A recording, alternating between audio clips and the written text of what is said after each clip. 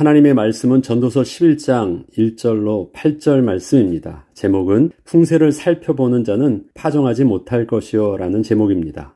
전도서 11장 3절에는 구름에 비가 가득하면 땅에 쏟아지며 나무가 나무로나 북으로나 쓰러지면 그 쓰러진 곳에 그냥 있으리라 라고 기록되어 있습니다. 본문이 말해주듯 먹구름이 가득하면 비가 온다는 것은 당연한 상식이요 분명한 자연의 이치입니다. 그리고 나무가 쓰러지면 어느 누구도 그 나무를 건드리지 않는다는 것은 살면서 경험한 분명한 사실입니다. 경험한 사실이라는 것은 이치하고는 좀 달라요. 그렇게 안 한다라는 것이에요. 이처럼 사람에게는 크게 두 가지 종류의 지식을 가지고 있는데 하나는 만물의 이치에 관하여 배운 지식이고 다른 하나는 살면서 스스로 경험적으로 얻은 지식입니다. 지혜로운 사람들은 이 두 가지 지식을 이용하여 각자 나름대로 그 삶의 올바른 선택과 판단을 하며 살아가는 것입니다. 그런데 전도자는 전도서를 통해서 계속해서 이러한 지식을 가지고도 합리적 선택과 판단을 할 수 있었음에도 불구하고 미래의 일은 반드시 그렇게 예측한 대로 일어나지 않음을 또한 증거하고 있습니다. 이는 만물을 운행하시고 그 뜻하신 바대로 성취하시는 하나님이 따로 계시기 때문이었고 그 하나님의 섭리를 사람이 다 알 수 없기 때문이라는 것이었습니다. 이 때문에 아무리 지혜로운 자라 할지라도 결국 자신에게 임하는 재앙을 피해가지는 못하기에 스스로 옳다 하는 자신의 선택과 결정만 따르지 말고 그 반대의 경우도 언제나 대비해야 하는 것이 지혜라 설명을 하고 있는 것입니다. 1절에 보면 너는 너의 떡을 물 위에 던지라 여러 날 후에 도로 찾으리라 7에게나 8에게나 나눠줄지어다 무슨 재앙이 땅에 임할는지 내게 알지 못함이니라. 이처럼 지혜는 자신의 지식을 가지고 어느 정도 미래를 예측하여 준비를 하되 그렇게 될 수도 있고 그렇게 되지 않을 수도 있음을 언제나 생각하며 양쪽 다 준비를 하게 하는 것이었습니다. 또한 계속해서 정반대로 이러한 권면도 합니다. 풍세를 살펴보는 자는 파종하지 못할 것이요 구름만 바라보는 자는 거두지 못하리라. 이러한 주장을 살펴보면 사람들은 자기 자신의 지식을 가지고 어느 정도 지혜롭게 미래를 예측하여 실패를 줄일 수도 있겠지만 그와 반대로 자기 자신의 지식을 가지고 또한 예측한 미래가 너무 부정적이라 생각되어 섣부르게 시작하지 못하고 그저 눈치만 보고 있다가 결국 때와 시기를 놓치게 되어 아무것도 거둘 수 없게 되어버리는 실패를 하게 된 것이었습니다. 이것을 보면 사람들이 인생을 살면서 서로 주고받는 말처럼 어느 사람은 아는 것이 힘이다라고 말하기도 하고요. 또 어느 사람은 아니야 모르는 게 약이다라고 말하는 것도 떠오릅니다. 이처럼 사람의 지혜는 도움이 되기도 하지만 때로는 해가 되기도 하는 서로 양면적인 것을 가지고 있어서 미래에 대하여 올바른 답을 주지 못하는 것입니다. 사람들이 알고 있어서 너무 걱정해서 잠을 못 이루는 사람도 있고요. 또 몰라가지고 미련하게 미래를 대비하지 못해서 또 그렇게 망하게 하는 사람들도 있습니다.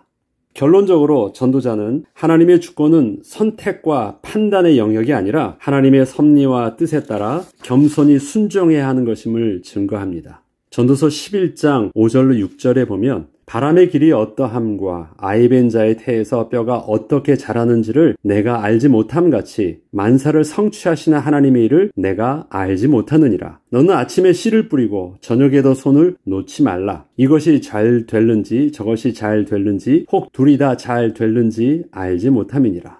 나는 잘했지만 내가 확신 있게 잘했다고 해서 그게 답이 나는 것은 결코 아닌 것입니다. 전도자가 말하는 그럴 수도 있다라는 표현은 어느 방향으로 일이 진행되더라도 당황하거나 놀랄 필요가 없다는 것이었습니다. 그것은 잘못된 것도 아니고 틀린 것도 아닌 것이며 단지 만사를 성취하시는 하나님의 일을 이제 보게 된 것이었기 때문입니다. 저는 자동차를 고치는 걸 좋아합니다. 그런데 때로는 자동차를 고칠 때 다른 분들이 이런 말을 해요.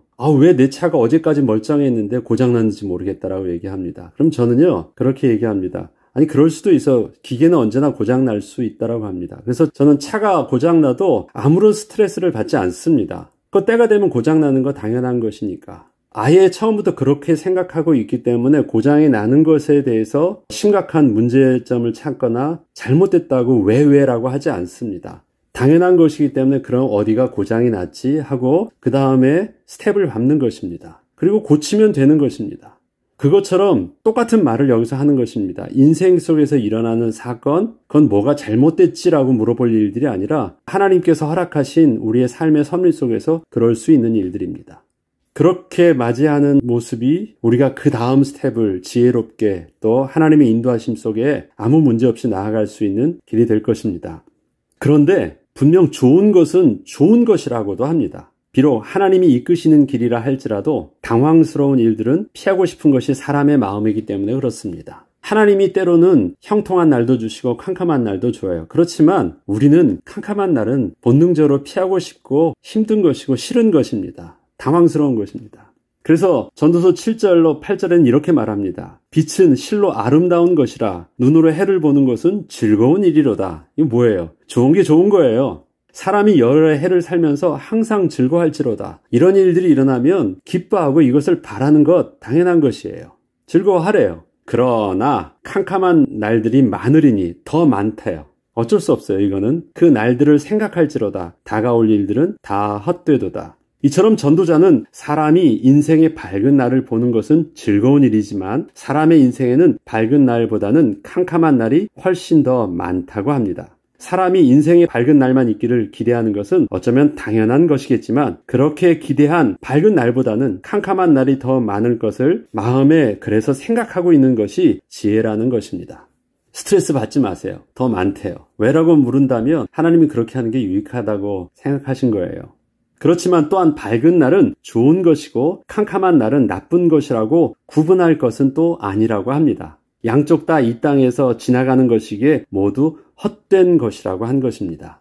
둘 다 헛된 것이라고 해요. 밝은 날만 의미 있고 가치 있는 것이 아니고 또 캄캄한 날은 기억조차 하기 싫은 지워버리고 싶은 날도 아니라는 것입니다. 양쪽 다 똑같이 지나가는 것이라는 것, 이 땅에서 영원한 것이 아닌 지나가는 것이라는 것으로 여러분들이 이해하시면 되겠습니다. 그 모든 일들이 하나님께서 우리에게 영원한 하나님 나라를 사모할 수 있게 하신 은혜의 섭리이기 때문입니다. 그래서 앞선 본문에서는 이렇게 권면을 했던 것입니다. 전도서 7장 13절로 14절에 보면 하나님께서 행하시는 일을 보라. 하나님께서 굳게 하신 것을 누가 능히 곧게 하겠느냐. 이것은 하나님의 주권적 섭리에 있음을 말하는 것이죠. 그래서 형통한 날에는 기뻐하고 곤고한 날에는 되돌아보아라. 이 두 가지를 하나님이 병행하게 하사 사람이 그의 장래 일을 능히 헤아려 알지 못하게 하셨느니라. 우리 인생을 살아가는 동안 두 가지가 우리의 삶에 아주 유익하대요. 뭐냐면 기뻐하는 것, 그 다음에 하나는 우리 삶을 되돌아보는 것. 그것이 우리 인생에 있어서는 굉장히 중요하대요. 그렇게 할 수 있도록 하나님께서는 우리의 삶에 밝은 날과 컴컴한 일들을 병행하게 하여 주셨대요. 그래서 우리 인생 자체에 빠지지 않고 하나님을 바라볼 수 있도록, 어제도 말씀드렸죠. 우리에게 지혜를 주신 것은 나 자신에게 빠져 있지 않도록, 엉뚱한 삶에 집중하지 아니하도록 지혜로 가르쳐 주신 것을 배워가지고 삶은 그렇게 지혜롭게 살아서 문제 속에 빠지지 않고 나 자신에게 스스로 빠져 있지 않고 내게 주신 하나님의 생명과 힘은 어디에 쏟을 수 있도록 하는 것이냐면 하나님 바라볼 수 있도록. 그렇게 하지 않으면 인생은 다 어떻게 하고 있습니까? 자기 문제에 빠져가지고 자기를 바라보는데 문제를 해결하는데 하나님이 주신 그 생명을 헛되게 쓰고 있거든요. 지혜는 그때 쓰는 것이 아닙니다. 하나님께 집중하도록 하는 그 길에 우리에게 도구로 주신 것을 그렇게 사용하면 되는 것입니다. 우리가 하나님을 신뢰하기에 하나님의 섭리를 인정함에도 불구하고 오늘 우리에게 다가온 캄캄함은 분명 힘들고 곤고하다는 사실은 분명히 맞습니다. 아픈 건 아픈 거예요. 힘든 건 힘든 것이고 캄캄함의 현실은 우리를 당황스럽게 하고 두렵게도 하며 때로는 감당할 수 없는 슬픔에 빠지기도 합니다. 그래서 우리는 울기도 하고 두려워하기도 하고 놀라기도 하고 기뻐하기도 합니다. 이것은 하나님께서 우리를 창조하실 때부터 주셨던 감정이에요. 하나님의 성품입니다. 믿음은 이러한 캄캄함을 부정하는 것이 아닙니다. 우리 이런 말 있잖아요. 나는 남자니까 울면 안 돼. 마치 그런 것처럼 나는 그리스도이니까 이러한 삶의 어려운 것들을 힘들다고 내색하면 안 돼. 그런 것이 믿음이 아니라는 것입니다. 캄캄함을 부정하는 것이 아니라 하나님께서는 이러한 길을 가고 있는 우리의 연약함을 아시기에 그래서 성령으로 함께하여 주신 것입니다. 이 땅에 왜 약속하신 대로 성령께서 땅끝까지 함께하여 주신다고 하셨을까요? 그 하나님이 동행하여 주지 아니하시면 감당할 수 없는 우리 인생의 연약함을 아시고 인생을 나아가는 그 길에 캄캄한 길을 가게 하셔야 되기 때문에 하나님이 우리와 함께하여 주시는 것입니다. 그런데 하나님께서는 우리 인생의 캄캄한 길에 어둠을 제거해 주시려 하기보다는 그 어둠 속을 함께 동행하여 주십니다. 우리가 하나님께 기도할 때 어떻게 기도합니까? 어두우면 밝게 달라고 하죠. 문제가 생기면 문제를 해결해 달라고 기도합니다. 그런데 만약에 문제를 사단이 준 거라면 하나님께 도우심을 구해서 없애달라고 할 수 있어요. 캄캄한 길을 사단이 우리를 게임을 빠져서 그래 빠지게 한 거라면 하나님께 나를 건져달라고 할 수 있어요. 그런데 하나님의 주권적 섭리 속에서 하나님이 행하신 것이라면 하나님 앞에서 병 주고 약 주고 하신 분이 하나님이 아니시잖아요. 그렇기 때문에 우리는 하나님의 주권적 섭리를 인정하기 때문에 캄캄함을 제거해달라고 하는 것이 아니라 그 캄캄한 길을 가게 하신 하나님의 도우심을 구하고 함께 하신다고 약속하신 성령의 인도하심을 함께 동행하며 함께 누리는 것입니다. 이는 캄캄한 그 길을 지나는 것이 분명 우리에게 유익하기 때문에 하나님은 그 길을 능히 지나갈 수 있도록 하나님이 우리와 동행하시는 그 길을 선택하시는 것입니다. 빛을 달라고 기도하는 것이 아니라 지금도 우리와 어둠의 길을 동행하고 계신 것입니다. 이에 대해서 히브리서 4장 15절 말씀에는 이 내용이 정확하게 이렇게 기록되어 있습니다. 우리에게 있는 대제사장은 우리의 연약함을 동정하지 못하실 리가 아니요 모든 일에 우리와 똑같이 시험을 받으신 이로되 죄는 없으시니라. 하나님이 우리와 함께하여 주셔서 우리의 아픔과 우리의 두려움을 모르시지 않아요. 이해해 주세요. 그리고 함께 동행해 주시면서 그 길들을 능히 감당할 수 있도록 우리를 이끌어 주신대요. 때문에 혹시 지금 캄캄한 길을 걷고 있다면 어떠한 문제의 원인을 찾아 스스로 해결해 보려고 그 문제 속으로 빠져들기보다는 지금도 우리와 함께 하시는 성령 하나님께 도우심을 구하고 또 그 하나님을 신뢰함으로 오늘의 때와 시기를 축복으로 주신 하나님의 은혜의 때를 놓치는 일이 없도록 해야 되겠습니다. 어두워 보이면 어두워 보이는 대로 하나님께서 캄캄한 길을 걷게 하시는 그 길을 따라 오늘 왜 캄캄하게 하셨는지 나는 잘 모른다 할지라도 오늘을 있게 하신 것은 하나님이 분명한 이 때와 시기의 축복을 주시기 위한 것이겠죠. 그래서 자꾸 문제 속에서 현실만 파악하지 말고 여전히 우리는 어디를 바라보고 있어요? 하나님을 바라보며 하나님을 신뢰함으로 또 나와 동행하시는 그 하나님과 오늘을 또 묵묵히 걸어가면 되는 것입니다. 잘못되지 않았습니다. 컴컴한 길, 왜라는 문제의 원인을 찾으려고 우리의 삶의 모습을 집중할 필요가 없습니다. 그래도 괜찮고 그럴 수도 있어요. 잘못한 것 아니고 잘못된 것 아니고 틀린 것도 아닙니다. 하나님의 선하신 계획 가운데 나는 오늘도 있는 것입니다. 하나님 오늘도 나의 눈물 속에서 하나님의 기쁨과 하나님의 더 큰 은혜의 섭리를 또 발견하게 해주세요.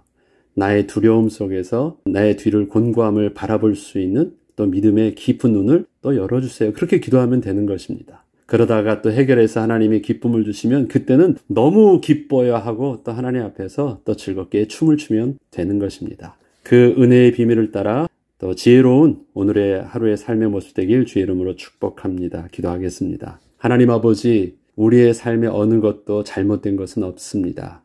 또 틀린 것도 없습니다. 아픔은 아픈 것이 맞지만 우리에게 밝은 날은 우리가 정말 원하는 것이고 고통은 피하고 싶은 것이 맞지만 그 모든 것 다 지나가는 것이고 선하신 하나님의 섭리 속에 있는 것이기에 그것을 우리에게 의미로 삼아두지 아니하고 영혼을 사모하게 하신 하나님의 선하신 계획을 따라 오늘의 허락하신 때와 시기를 놓치지 않는 지혜의 눈을 허락하여 주시옵소서. 오늘도 그러한 주님의 인도하심을 따라 승리한 하루 되길 원합니다. 성령으로 함께하여 주옵소서. 감사드리며 우리 주 예수 그리스도의 이름으로 기도합니다. 아멘.